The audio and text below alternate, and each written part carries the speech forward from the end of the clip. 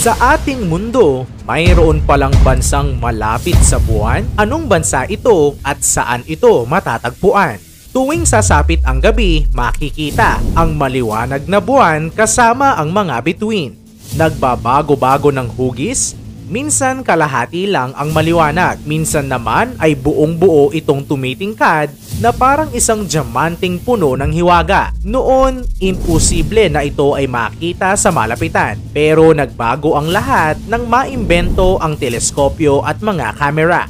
At tila suntok sa buwan ang makapunta sa buwan. Pero noong 1969, si Neil Armstrong at Buzz Aldrin ay narating at nakalakad mismo sa buwan sa Apollo 11 mission. At mula sa ating mundo, alam nyo ba kung anong bansa ang pinakamalapit sa buwan? Saan ito matatagpuan sa Earth? At paano sila naging pinakamalapit sa buwan samantalang nasa iisang mundo lamang tayo? Yan ang ating aalamin. Ang buwan. Ang ilang planeta sa ating solar system ay may mga natural satellite o moons, mga anyo ng maliliit na batong hugis planeta na umiikot sa mas malaking planeta nito. Halimbawa, ang planetang Mars ay may dalawang moons, ang Phobos at Deimos. Ang gas giant na Jupiter naman ang may pinakamaraming moon na umaabot sa mahigit 80.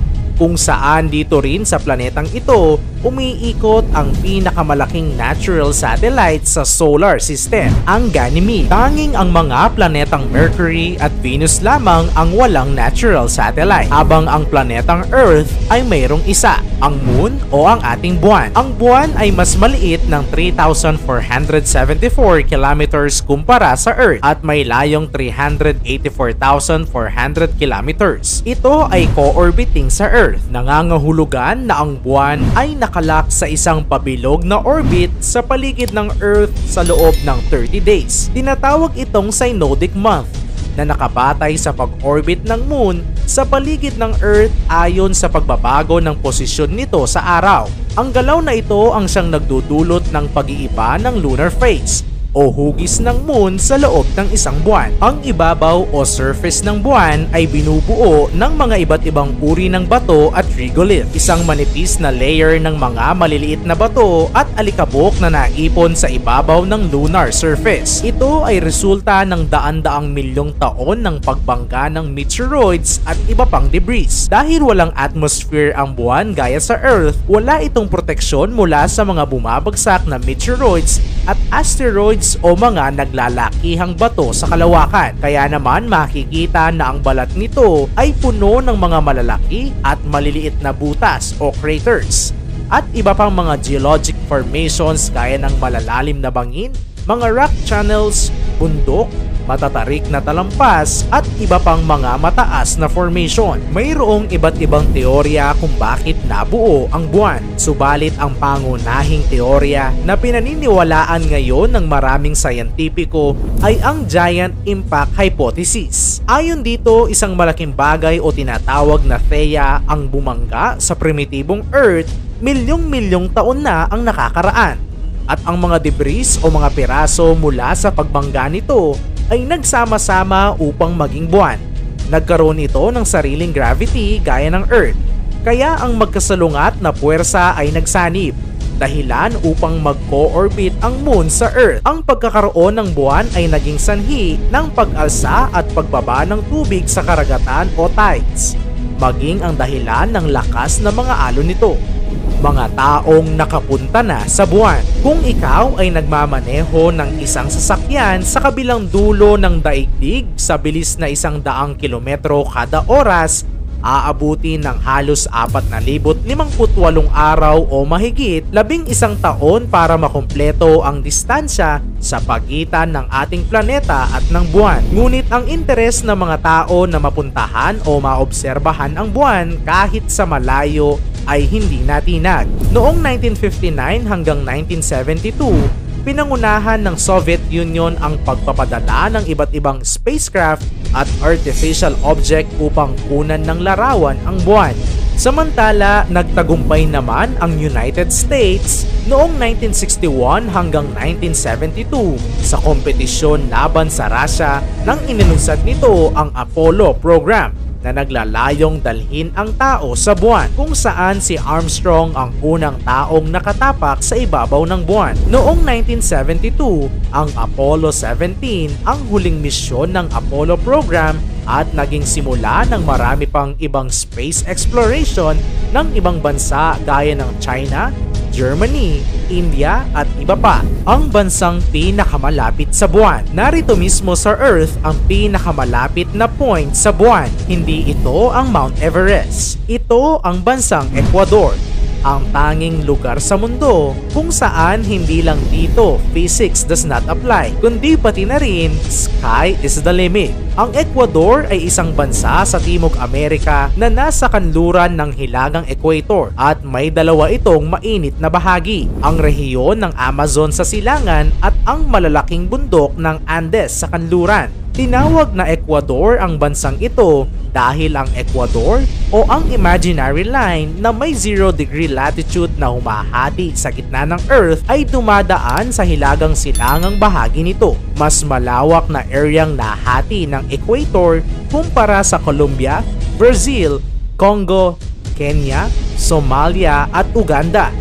Dahil malapit ang bansa sa equator, nakakaranas sila ng klimang tropikal at iba pang kakaibang phenomenon. Ang tubig kapag binubuhos sa lababo o inidoro ay umiikot ng counterclockwise. Sa tanghali, kapag nasa ibabaw mismo ng ulo mo ang tutok ng araw, mawawala ang iyong anino. Mahina ng bahagya ang gravity dito sa Ecuador, kaya naman maaari kang magpatayo ng itlog sa ibabaw ng ulo ng pako. Simbagal ng pagong ang pag-akyat ng mga sasakyan sa matataas na lugar, kaya mabilis na mauubos ang baterya ng sasakyan. Mabilis ka namang mawawalan ng hininga kapag sinubukan mong umakyat. Ngunit, paano naging malapit sa buwan ang Ecuador?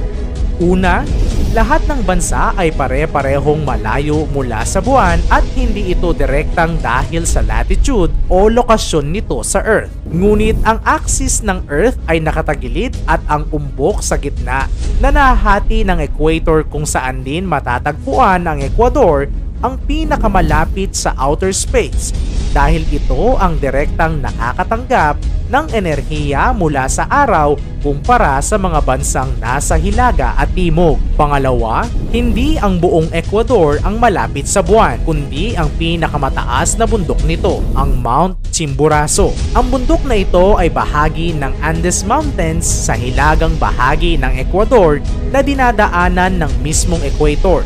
Kaya ang topografiya dito ay apektado ng paumbok na hugis ng mundo. Kaya naman itinuturing ang Mount Chimborazo na closest point ng Earth sa outer space kung saan naroon ang buwan, kahit na hindi ito ang pinakamataas na bundok sa mundo. Kapag inakyat mo ang tuktok ng bundok na ito, para na ring nakaselfie mo ang buwan dahil sa laki at lapit nito sa iyo. At pangatlo, hindi lang buwan ang pinakamalapit sa Ecuador dahil pinakamalapit din ang bansang ito sa araw. Ang Ecuador ay nasa equator, kaya't ang araw ay matatagpuan malapit sa itaas nito sa halos buong taon. Palagi itong makikita na halos nasa gitna ng kalangitan, dahilan upang hindi gaanong nagbabago ang haba ng araw at gabi sa buong taon sa bansang ito. Kaya naman uso rito ang sunblocks at malalaking sombrero at payong bilang pangontra sa matinding sikat ng araw at sunburn. Ang Ecuador ay hindi lang isang popular na destinasyon para sa mga mountaineers, kundi pati na rin sa mga naghahanap ng exciting adventures. Espesyal man dahil sa kakaibang lokasyon nito sa mundo, hindi may kakaila na hindi lamang dito sa Ecuador mararanasan ang paglakad ng patagilid na parang mga lasing na turista, kundi pati na rin ang literal na makapigil hiningang view sa gabi kapag kaharap na ang mahiwagang diamante ng langit, ang buwan. Ikaw, ano ang masasabi mo sa bansang Ecuador? I-komento mo naman ito sa ibaba. Paki-like ang ating video. I-share mo na rin sa iba. Salamat at God bless.